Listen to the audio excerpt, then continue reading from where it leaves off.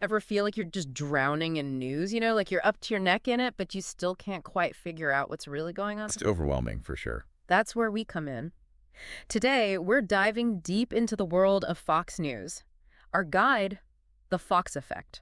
Great book. We're going to unpack how they went from this, scrappy newcomer to this absolute powerhouse in American politics. It's a wild story. It really is, and this book, well, it doesn't hold back. No, they definitely don't. Okay, picture this, a luxury cruise ship, 2009. On board, you've got Fox News' Washington managing editor. He's addressing this whole crowd of, hardcore conservatives. Sounds about right. And get this. He admits to deliberately pushing this narrative, this whole Obama's a socialist thing, in the lead up to the '08 election. Even though he kind of thought the idea was a bit far-fetched. His words. Wow. That's Fox News for you. That's just the tip of the iceberg, right? Mm. It shows how they blur those lines between reporting and actually creating the narrative. Exactly. And that brings us to the mastermind himself, Roger Ailes. This book, it really digs into his past. You can't separate Fox News from Roger Ailes. The guy was a master of both politics and TV, knew exactly how to work them both. He got to start with Nixon, right? Yep. There's this quote. It's kind of something. He said he wanted a good, mean, Wallaceite cab driver for the Nixon campaign. Think about that for a second. It wasn't about truth. It was about stirring up trouble, appealing to a specific type of voter. So even back then, it was about crafting a narrative, not necessarily sticking to the facts. Exactly. And it's more than just the message. It's how it's packaged. His time on the Mike Douglas show proved that a slick production, even back then, it could overshadow anything actually meaningful. Style over substance. Always. But here's the thing, Fox News, it wasn't even his idea originally. True. That was Rupert Murdoch, the media mogul. And get this, he actually envisioned something more traditional, more like straight news. But then Ailes swooped in. He saw the gap, this whole audience of conservatives who felt ignored by the mainstream media. And they were ready to listen. Fox brought in some big names, right? Bill O'Reilly, for one. Did you know he actually wanted to do a more opinionated version of Nightline before he landed at Fox?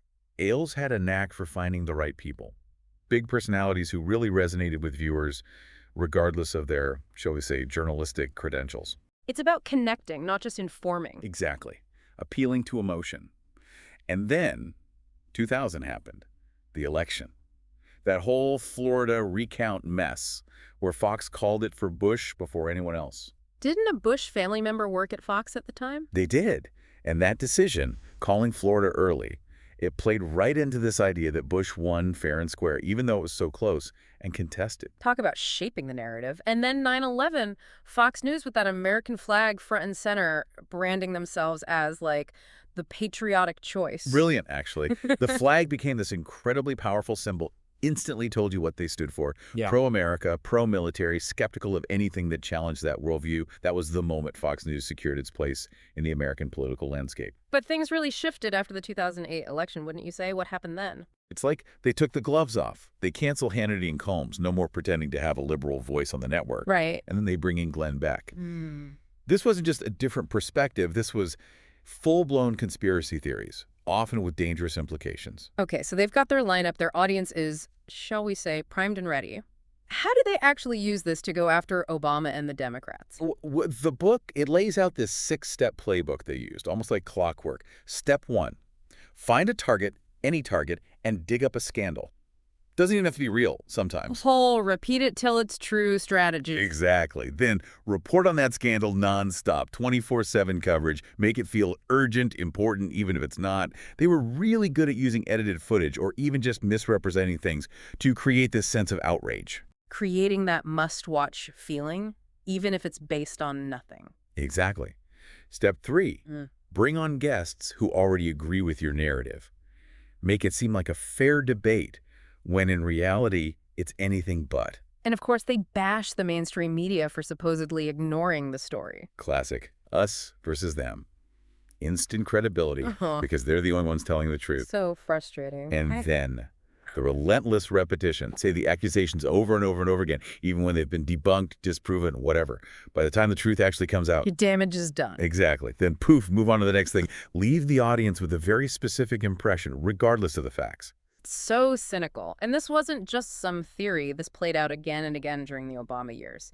Their coverage of the stimulus package, Obama's foreign trips, they were crafting the narrative, often with little regard for the truth. Exactly. They were in the spin zone. So we've seen how Fox News honed their tactics during the Obama years, right? Yep. Now let's look at how they used those tactics to influence the 2010 midterm elections. That's where the Tea Party really took center stage, right? You bet. It felt like Fox News was the Tea Party's biggest cheerleader. That's exactly right. The book calls it the Fox primary. The Fox primary. Yeah, it's really kind of a catchy phrase for it, but it's accurate. The network was basically a kingmaker within the Republican Party. Wow. That's some influence. Absolutely. They were all over those Tea Party candidates. What was it about the movement that Fox News latched onto? They were tapping into a lot of anger and frustration among conservatives, much of it directed at the Obama administration. Makes sense. Fox News gave these candidates a platform to spread their message, attack their opponents, often with little pushback, little fact-checking. They were almost auditioning for the Fox News audience. Exactly. So it was almost like they were auditioning for the Fox News audience. Exactly. It completely blurred those lines between news and political campaigning. Wow. Candidates were using their Fox News appearances to raise money, test their messages, attack their opponents, all under the guise of, news coverage. It's amazing how they used their power in their audience. You did. And Fox News wasn't exactly subtle about who they favored. No, they weren't. The book mentions some pretty blatant examples. Yeah. One that stands out is Scott Brown's surprise victory in the Massachusetts Senate race. He actually used his Fox News appearances to ask for campaign donations right on the air. Wow. And guess what? It worked. Money poured in. Talk about a captive audience. So it wasn't just about giving them airtime. It was about actively promoting these candidates, even if it meant bending the truth. You bet. Look at their coverage of the Delaware Senate race. Christine O'Donnell, the Tea Party candidate, she was well known for making some outrageous statements. But Sean Hannity and Fox News, they went to bat for her. They even attacked the Republican establishment for not supporting her enthusiastically enough. That's pretty extreme. It was. It was like they were determined to make her happen, even if it meant elevating someone with questionable qualifications. Oh. It really shows the extent of their influence within the Republican Party at that time. They weren't just picking favorites. They were actively working to undermine the Democrats at every turn. Weren't they also pushing that whole birther conspiracy theory around this time? Oh, absolutely. They gave a platform to figures like Donald Trump who were pushing that baseless claim. Oh, really? Yeah, giving it legitimacy and fueling the flames of distrust in the Obama administration. It was a key part of their strategy to paint him as illegitimate and un-American. Crazy how this was all playing out on what was supposed to be a legitimate news network. It really makes you wonder, didn't it? Did they really believe the things they were saying, or was it just a cynical ploy for ratings? A good question. It's hard to say for sure. But the impact was undeniable. This constant barrage of negativity and misinformation, it had a real effect on public opinion. And it worked, didn't it? The Republicans won big in the 2010 midterms. What did that mean for Fox News? Did they declare victory and move on? Not a chance. They saw their influence, and they were just getting started. The 2012 presidential election was on the horizon, and Fox News had a new target. The Republican primary. You got it. So the Fox primary continued, but this time the stakes were even higher. Who were the major players vying for Fox News' attention in that race? You had some familiar faces like Sarah Palin, fresh off her resignation as governor of Alaska, looking to leverage her Fox News platform for a presidential bid. Newt Gingrich, the former Speaker of the House, was already a Fox News contributor. And let's not forget Mike Huckabee, the former Arkansas governor, who actually hosted his own show on the network. Wait, they had potential presidential candidates hosting shows on their network. Talk about a conflict of interest. How did they even justify that? They didn't really. Right. But it gave these candidates a huge advantage, right? They had direct access to Fox News's massive audience, and they could control the narrative around their campaigns. So they were giving preferential treatment to their own people. You bet. The book goes into detail about how these Fox News-affiliated candidates received way more airtime than their rivals. They were basically getting free advertising and softball questions from their colleagues, while other candidates were left fighting for scraps. It's amazing how blatant it was. It's like they weren't even trying to hide their bias anymore. And they didn't have to. They knew their audience, they knew what buttons to push, and they knew they could get away with it. This was a clear demonstration of the power Fox News wielded within the Republican Party. Wow. So did any of these Fox News darlings actually end up winning the nomination? In the end, it was Mitt Romney who emerged victorious. Right. But that doesn't mean Fox News didn't have a significant impact on the I race. imagine not. They helped shape the narrative, elevate certain candidates, attack others, all while claiming to be, just a neutral observer. The classic move. Right. It's a fascinating look at how media can influence not just how we think about politics, but who gets to participate in the process. Absolutely. And it raises important questions about the role of media in a democratic society. But we'll delve into that more in part 3 of our deep dive, where we'll explore the fallout from the 2012 election and Fox News' continued evolution. So we left off with Fox News flexing their muscles in the 2012 election. Yeah, they really threw their weight around. Even though Romney ended up losing, they didn't back down one bit. They doubled down, didn't they? Absolutely. Their attacks on Obama, they actually intensified after the election. It's like they went into overdrive or something, pushing all those conspiracy theories, questioning his legitimacy every chance they got. What was it about Obama that made them so, I don't know, fired up? It went deeper than disagreeing with his policies, right?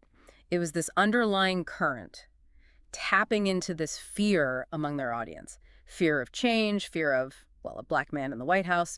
So they were using, I don't know, racial anxieties to undermine his presidency.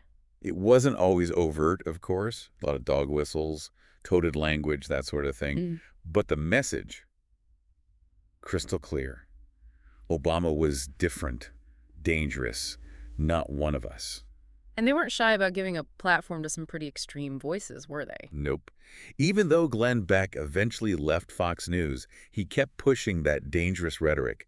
Remember all those attacks on George Soros? Oh, man. Accusing him of being a puppet master, even questioning his Jewish identity? Yeah, that was messed up. Really messed up. It just goes to show words have consequences. This kind of rhetoric, even if it's veiled, it creates this climate of fear, division, makes it impossible to have a real conversation about anything important. It's like they were creating this alternate reality for their viewers where facts didn't matter and conspiracy theories were treated as legitimate news. And it worked. It's kind of scary how effective it was. They were masters at tapping into people's emotions, their fears, anxieties, created this us versus them mentality. Fox News and their viewers on one side, everyone else on the other. And if anything threatened their side, they'd just manufacture some outrage over something totally unrelated. Distraction, distraction, distraction. Yep. The book calls it the Fox cycle. Find a target, blow it way out of proportion, usually with very little evidence, then go after the mainstream media for, ignoring the story. By the time the truth comes out. Poof. They've moved on. Exactly. They controlled the narrative, the agenda, shaped public opinion, all while pretending to be just a regular news network, reporting the facts. The whole thing makes you wonder, was it all just a strategy? A big act? Were they actually concerned about these issues? Or was it just about ratings making money? Hard to say what was going on in their heads. Yeah. But one thing's for sure, the impact is undeniable. And this wasn't just an American thing either, right? Didn't Rupert Murdoch's media empire get caught up in that whole phone hacking scandal over in the UK? Oh, yeah. Huge scandal. Exposed some really unethical practices at some of Murdoch's tabloids, hacking into people's phones, celebrities, even crime victims, to get scoops for their stories. Wow. Just goes to show the pursuit of ratings, profits, it can come at a high cost. For sure. And it makes you really think about the role of media in a democracy, right? When you have a news organization that's basically joined at the hip with one party, one ideology, it undermines the whole idea of a free and independent press. So where does that leave us? What's the legacy of, as the book calls it, the Fox effect? It's changed the media landscape, that's for sure. It's helped usher in this era of hyper-partisan news, contributed to the spread of misinformation, this distrust in traditional media. It's a lot, and honestly, it makes it feel kind of difficult to know what to believe these days. We're constantly bombarded with information from all sides. It's overwhelming. I get it. That's why it's more important than ever to be critical thinkers, to question what we read, what we hear, and be aware of our own biases. It's like we all have to become our own media analysts these days. Exactly. Unpacking the information we're taking in, figuring out what's credible. And that's what we're all about right here on the Deep Dive. Taking a closer look, digging deeper. That's right. Because to understand where we're going, we got to understand how we got here. So until next time, keep asking those tough questions and keep diving deep.